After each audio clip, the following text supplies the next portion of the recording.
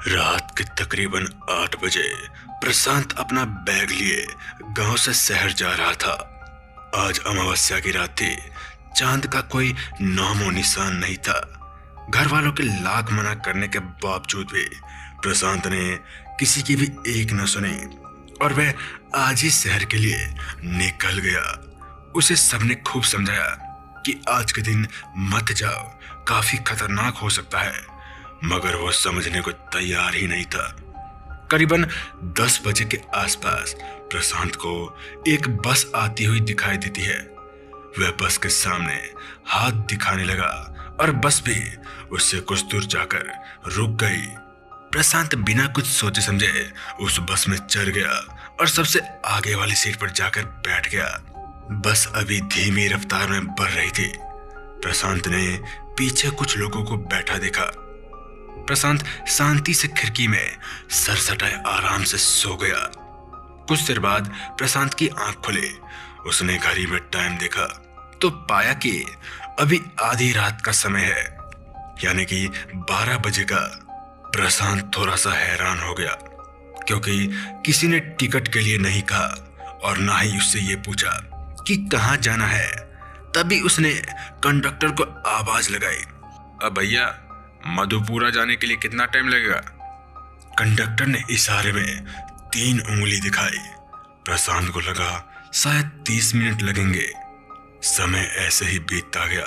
कुछ देर बाद प्रशांत ने एक ऐसा दृश्य देखा जिसे देखकर वह बहुत हैरान हो गया। एक तो प्रशांत बस के सबसे आगे वाली सीट पर बैठ गया, वहीं उसने देखा कि पीछे बैठे यात्री आराम से दरवाजे पर आए और नीचे उतर गए, क्योंकि बस तो रुकी ही नहीं। बस काफी रफ्तार में थी, फिर वह इतनी तेज रफ्तार में बस से कैसे उतर गए? प्रशांत एकदम से डर गया, लेकिन अब तो उसे बहुत कुछ दिखने वाला था।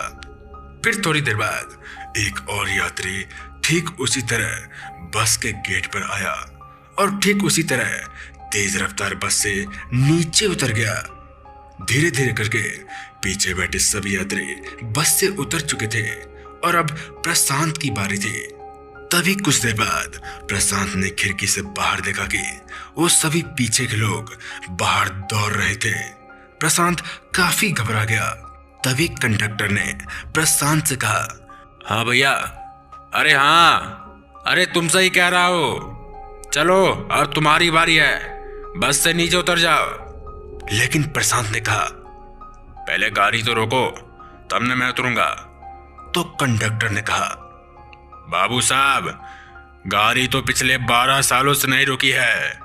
बस में सभी चढ़ते तो आराम से हैं, लेकिन उतरना उन्हें चलती बस सही पड़ता है। तभी प्रशांत गुस्से में आ गया और उसने कहा, यह क्या बेतुकी बातें हैं, बस रोको ना, नहीं तो मैं अभी थाने फोन करता हूँ, रुको बताता हूँ। जैसा ही उसने कॉल करना चाहा, तभी फोन में नेटवर्क अचानक से गायब हो गया। वह गुस्से से लाल पीला हुआ बस ड्राइवर के पास गया। वो जैसे ही बस ड्राइवर का शरीर छूने की कोशिश करता है कि तभी प्रशांत के शरीर में 440 वोल्ट के झटके जैसा महसूस होता है। तभी ड्राइवर ने अपना चेहरा प्रशांत की ओर किया। प्रशांत जैसे ही उसका चेहरा देखा, वह डर के मारे पैंट में ही मूत दिया। उस ड्राइवर का चेहरा नर पिशाच के जैसा था। ड्राइवर ने कुछ नहीं किया, बल्कि बस चलाता रहा। कंडक्टर भी साइड में जाकर खड़ा होकर मुस्कुरा रहा था। प्रशांत जानता था कि अगर वह बस से कूदा तो उसकी हड्डियां तक नहीं बचेंगी। वह चुपचाप जाकर बस की पिछली वाली सीट पर जाकर बैठ गया। अब प्रशांत सब कुछ समझ चुका था और उसे यह भी पता था कि उसकी एक गलती उसे कितना दर्दनाक मौत दे सकती है। वह बिना कोई शोर किए बैठा रहा। उस वक्त मनहूस रात के 2:30 बज रहे थे। फिर थोड़ी देर बाद कंडक्टर आया और बहुत ही भारी आवाज में बोला, मात्र 12 मिनट का समय है आखिरी मंजिल आने में। अगर उसे छोड़ा तो हमेशा हमेशा के लिए इस बस के सवारी बन जाओगे। प्रशांत का सर पसीने से भीग गया था। उसे कुछ समझ में नहीं आ रहा था कि वह करे तो करे क्या। वह बार बार बस के गेट पर जाता और वापस आ जाता, क्योंकि उसकी इतनी हिम्मत नहीं थी कि वह तेज रफ्तार चलती बस से कूद सके। कुछ मिनट और गुजरते हैं। अब उस कंडक्टर और ड्राइवर का हुलिया बदलने लगता है। उसका रूप और रंग और आकार सब बदलने लगता है। कंडक्टर अब पूरी तरह से एक बूढ़े आदमी में बदल जाता है और उसके हाथ में एक छड़ी थी। प्रशांत अब डर के मारे कांप रहा था। वह बुढ़ा कंडक्टर लाठी के सहारे प्रशांत तक पहुंचता है और उसे हार पहना देता है। यह वही हार है जो मौत के बाद पहनाया जाता है, जो कि प्रशांत को जीते जीते ही पहनाया जा रहा था। प्रशांत तभी अपना फोन निकालता है और इस बार खुशकिस्मती से उसके फोन में नेटवर्क था। वह तुरंत अपने दोस्त कौशल को फोन लगाता है और उसे सारी सच्चाई बता देता है जो उसके साथ हुआ था, कि तभी फोन एकदम से कट हो जाता है, जो कि प्रशांत के लिए एक तीसरा झटका था। प्रशांत अब हिम्मत हार चुका था। वो एक कोने में रोते हुए चुपचाप जाकर बैठ गया। तभी खिड़की पर किसी के चिपकने की जोर से आवाज आई। तभी प्रशांत सोच में पड़ गया कि इतनी तेज बस में भला कौन आ सकता है।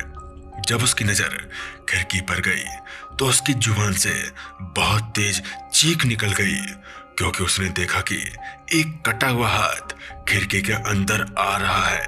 वो तुरंत ही वहां से हट गया और दूसरे सीट पर जाकर बैठ गया। एक बार फिर वह कंडक्टर प्रशांत के पास आया और बोला, तुम्हारे इस दुनिया में रहने के सिर्फ एक आखिरी मिनट बचा है। अब प्रशांत हर सेकंड में काफी घबरा रहा था। उसे अब बस में रोने और चीखने की आवाज सुनाई देने लगी और उसे एहसास होने लगा कि अब उसकी मौत पक्की है। उसके कान में राम नाम सत्य है, सबका यही कथ्य है बार बार गूंज रहे थे। वह कंडक्टर एक बार फिर धीरे धीरे प्रशांत के पास आ रहा था और उसके हाथ में एक सुई थी। वो प्रशांत के छाती में सुई घुसाने ही वाला था कि तभी बस की किसी से टक्कर हो गई और प्रशांत सीधा लड़खड़ाता हुआ गेट तक जा पहुंचा। बस लगभग पलटने की कगार पर थी और प्रशांत अब बस से बाहर आ चुका था। उसने सामने देखा कि कौशल और उसके साथी वहां खड़े थे। वह तुरंत ही भागता हुआ उनके पास पहुंच गया और तुरंत ही जीप में घुस गया। अब वह काफी डरा हुआ था। उसने सारी बातें अपने दोस्तों को बता दी। तभी कौशल ने कहा, अरे वो तो तूने मुझे पहले ही फोन पे बता दिया था। चल अब डर मत, अब तो ठीक है। दरअसल हमने सही वक्त पर सेकेंड हैंड ट्रक की टक्कर बस से करवा दी, जिससे कि कुछ हद तक बस की गति कम पड़ गई। तू शहर का था, इसलिए तू इन सब में अपरिचित था, क्योंकि उस बस में बैठने वाला यात्री हमेशा हमेशा के लिए उस बस का यात्री बन जाता है और हर अमावस की रात को उस बस में जो कोई भी चढ़ता है उसकी रहस्यमय तरीके से मौत हो जाती है।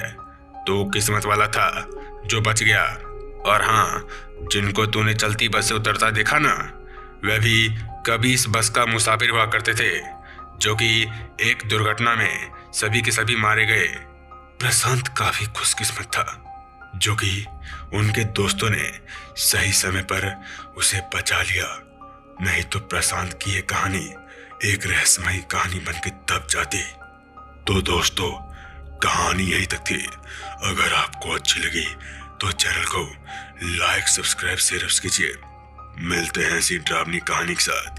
तब तक के लिए जय हिंद, जय भारत।